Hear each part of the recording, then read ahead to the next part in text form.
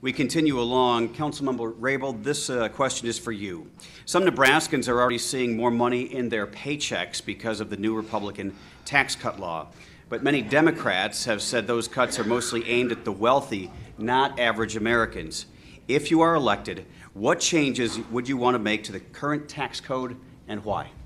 Well, I support tax cuts. I support tax cuts for middle-class families and small businesses.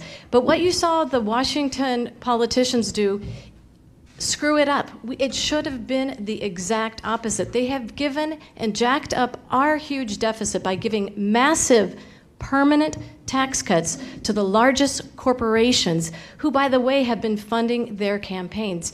They gave temporary, measly tax cuts to hard-working Nebraska families and our small businesses. It should have been the reverse.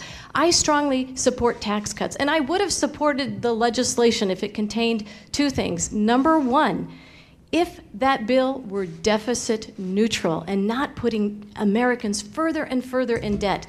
And number two, if it contained an amendment that would make those tax breaks permanent for the middle class and small businesses while ending the massive tax giveaways to the largest corporations like oil companies and prescription drug companies that are now increasing the price of both gas and prescription drugs.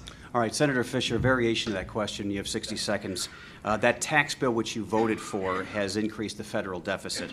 The government is set to add about $1 trillion in debt over the next decade. So here's the question.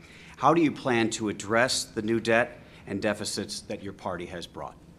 You know, this tax cut bill is a pro-growth bill. We've seen the results in our economy already. We're at 4.1% growth in the last quarter. You know, we were told not that long ago that we wouldn't ever see that kind of growth in this country again, that we should expect 1 to 2% growth. We're at 4.1%.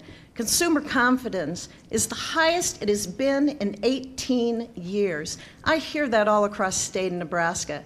Businesses and families realize that they are keeping more money in their pockets, and to call it measly, what people can keep in their pockets, Nancy Pelosi called it crumbs. This is not crumbs to Nebraskans. When over 95% of Nebraskans are seeing a tax cut which averages $2,100 for this state, or they're seeing no change in their taxes.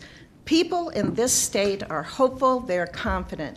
You know, it wasn't that long ago, in fact 6 years ago, when Republicans and Democrats said that corporate tax rates were too high and we needed to cut them.